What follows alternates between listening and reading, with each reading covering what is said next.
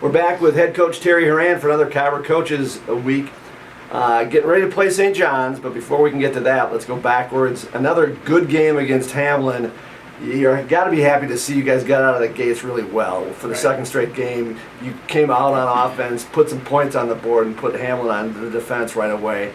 Was that one of your keys to the game on Saturday? Yeah, we wanted to get, obviously, a fast start, right? And really, to be honest with you, we haven't had a complete game across the board in all three phases at one time. And I felt Saturday we probably were as close to that as we could possibly be. Offensively, we did what we needed to do. Defensively, again, they did what they needed to do, and we were able to do some things within special teams too. So, all in all, it was a great win for us. Obviously, still room for improvement. We can always find that, but I'm proud of our young men going on the road, going down to Hamline, their homecoming game, and took their hope away right out of the gates. How is this? You put up 50-plus points against Hamline. How has this offense changed from the Mayville State game until now when they're doing what they want to do and putting up lots of points? Yeah, I just think each week you get a little more comfortable and, more live bullets being thrown at you. You become a more seasoned player. I mean, we have some youth that are playing, obviously in the quarterback position. We're going with that 2-quarterback system that's really worked well for us, and it's just more bullets that they see, the better they're going to be. When I look back at when Cooper Mattern was here and he was a 3-year starter, it was pretty easy, right? A lot of things. He's seen so many things. These guys, they're starting to see that now at the halfway point. So. And it was good. It's been good because we've been that second half offensive team, but the last 2 weeks we've really been putting it together. But we're going to need to put it together on Saturday for sure. And it was almost a little throwback to your early coaching days when you guys rushed for over 400 yards and you just rushed the ball and let the pass take care of itself. But it's suddenly early Terry Horan triple option days. Talk about the rushing game and how it's different in this system than it was in days past.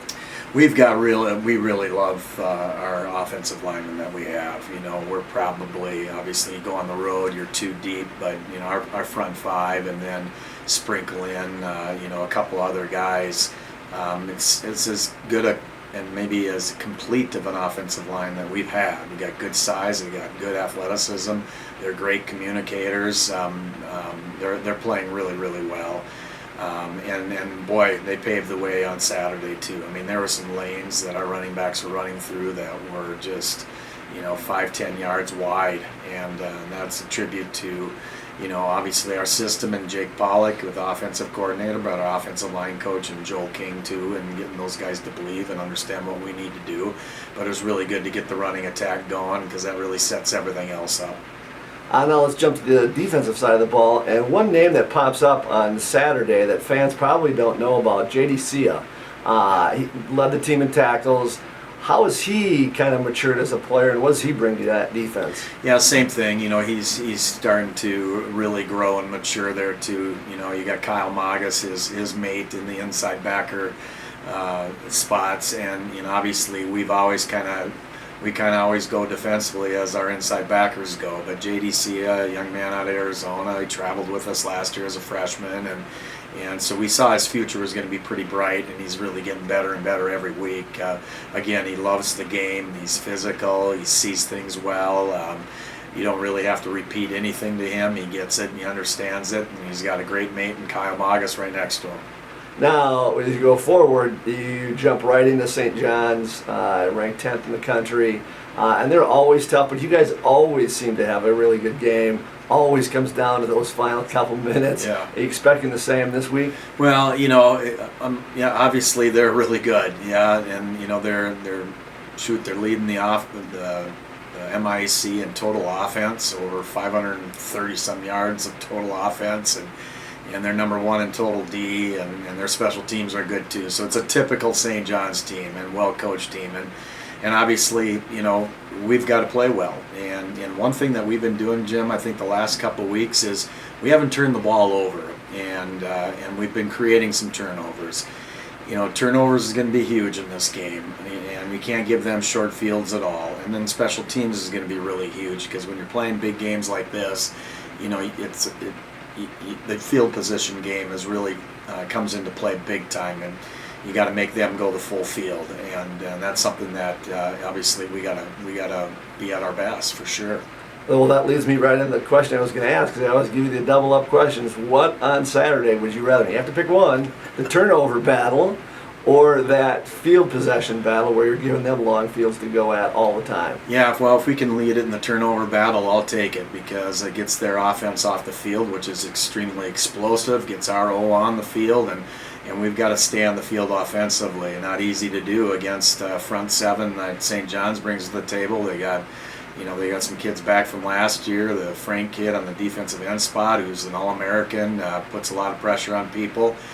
They got a secondary too that will rival with some of the tops in the country as well. So, I mean, they've only been giving up 3 points a game. I don't think many people have gotten into the red zone with them. So we got to be able to find a way to stay on the field, keep our D's off, and turnovers.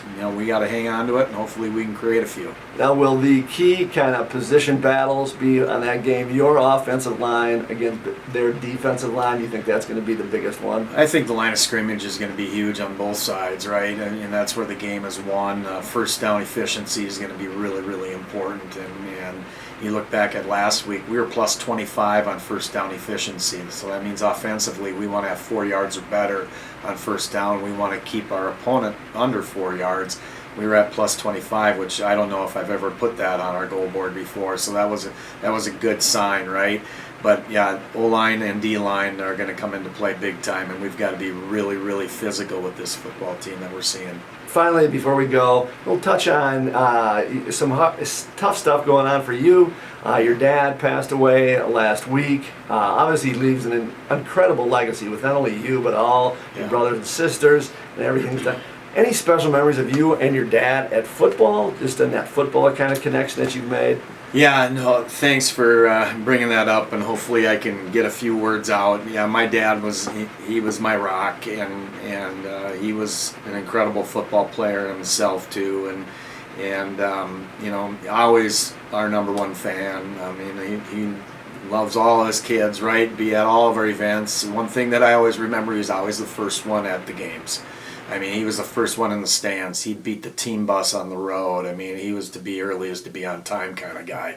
That's the militant that he was. He was proud of his time in the United States Marine Corps, and I think that's where, the whole Vince Lombardi quote of to be early is to be on time is to be late is to be forgotten. That's what my dad lived by. So there was a lot of him with the trickle down to me with that, but just always so super supportive. Never got on me at all. Just always there by my side, and if I needed something, he was the first to jump. And just one of those special dads. Like I said, he was my rock, and I had 59 great years with him by my side. And I'm just super appreciative of Concordia College and our administration, my coaching staff, and when things got tough last week, they kind of carried the reins a little bit here, and the memorial decal on the back of the helmet, that was a surprise that Jake Pollock brought to the field on Friday with the team, and through him and Rachel Bergeson working that out. That stuff goes a long way and then some. And then the outpouring of reach outs from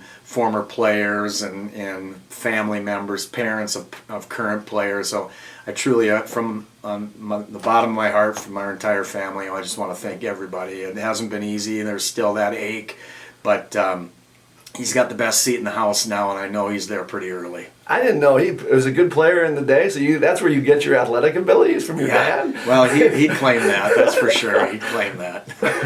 Good luck on Saturday. Yeah, thanks, Jim.